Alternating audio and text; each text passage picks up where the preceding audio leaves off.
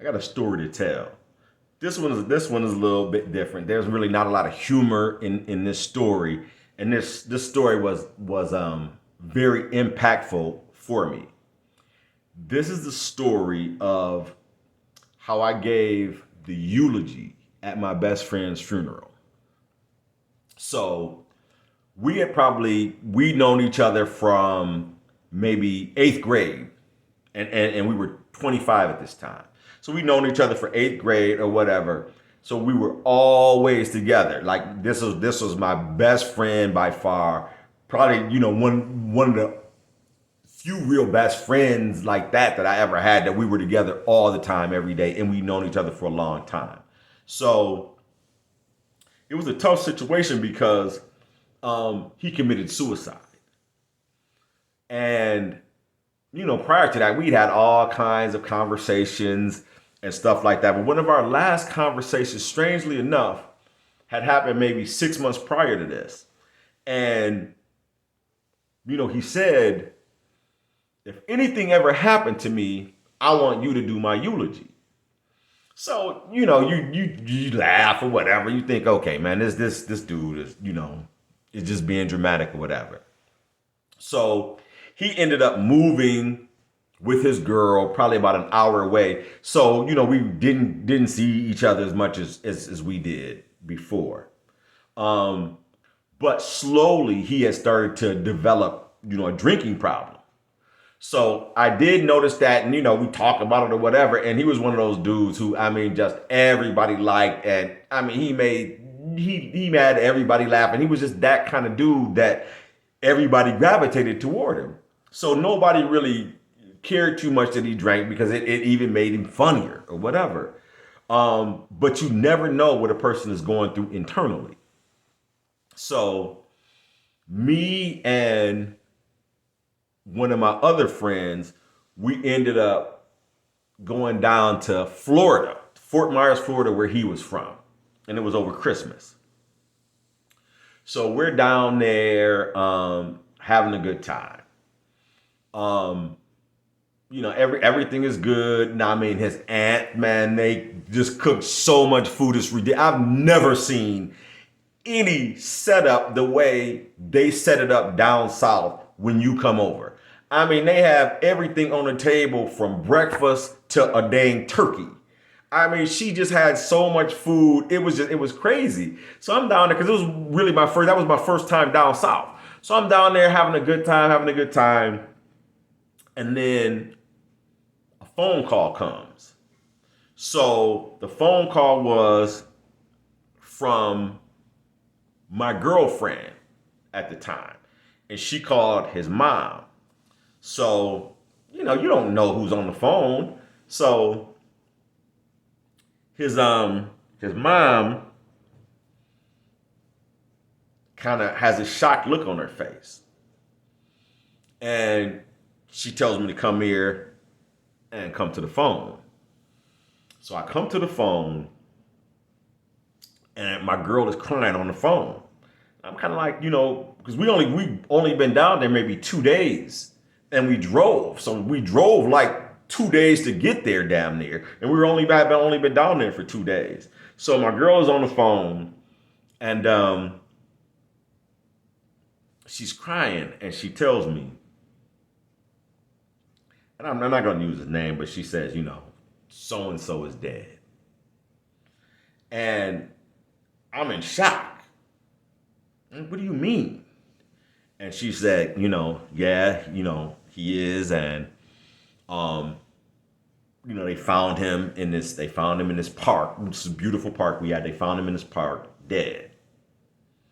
So I don't know if he's been murdered. I don't know what's going on, but I'm in shock. So she tells my boy, who's her son, and his mom and dad. So we immediately packed everything up after a couple of days, and we started heading back to Michigan.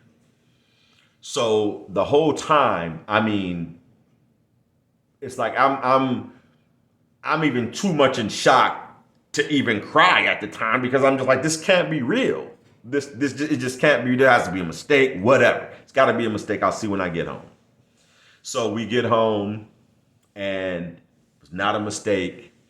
Um, he left a suicide note and everything, and he kind of parsed it off in 5 or 6 seconds. One to his brother, one to his sister, one to his parents, and then one to me. So, and he did it like all on like a paper bag, but it was all handwritten and everything. Kind of, just saying his goodbyes to us. So, of course, I'm that's my man. So I'm devastated. He shot himself. So I'm just absolutely devastated.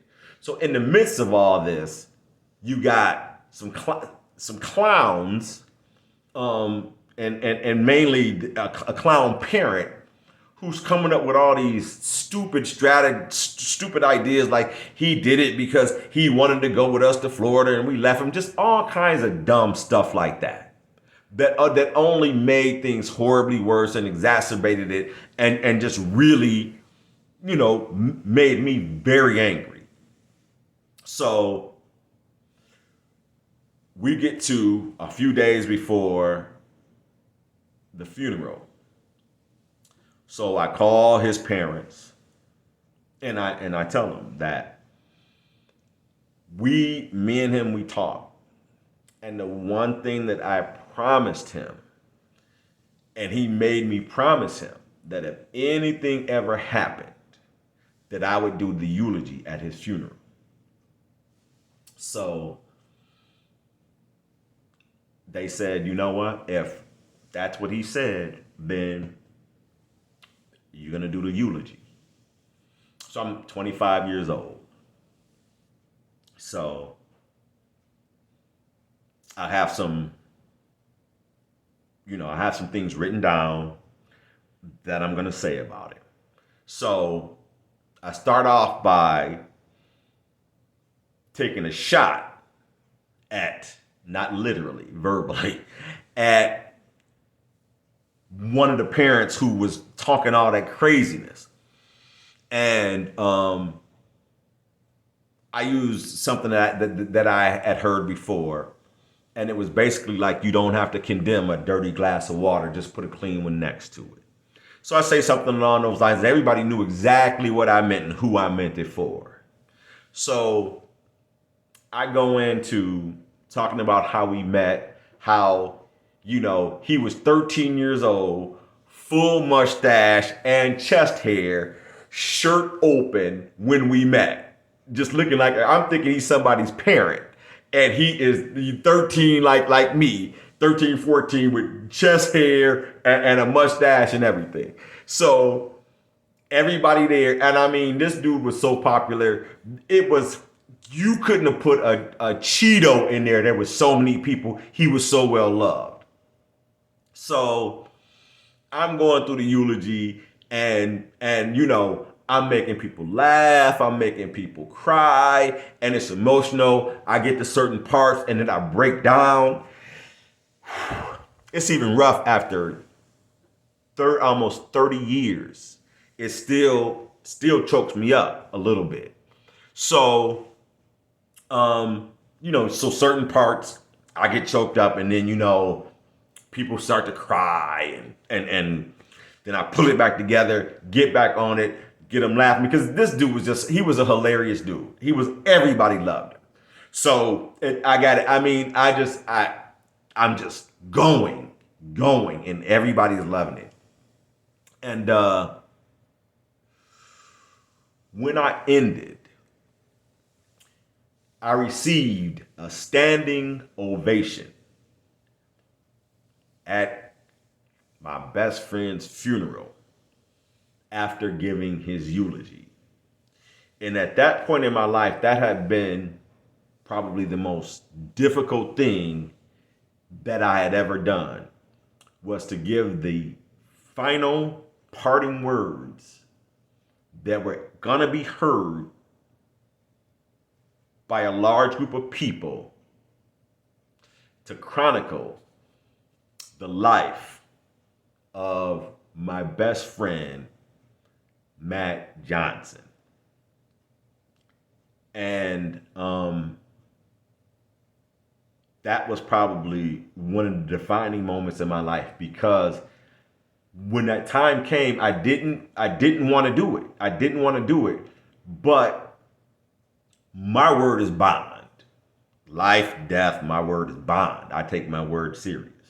And I did it. I made it through. Um, I sent him off in the way that he should have been sent off, because of the spirit and the energy that he was, and all the love everybody had for him. I feel like I sent my boy off properly. It was tough, and still 30 years later right now, I'm still getting choked up thinking about it. But that was one of the toughest things I had to do, at that time. Yeah, it was easily the toughest thing that I had ever done. Um, but yeah, I sent my guy off to the upper room correctly.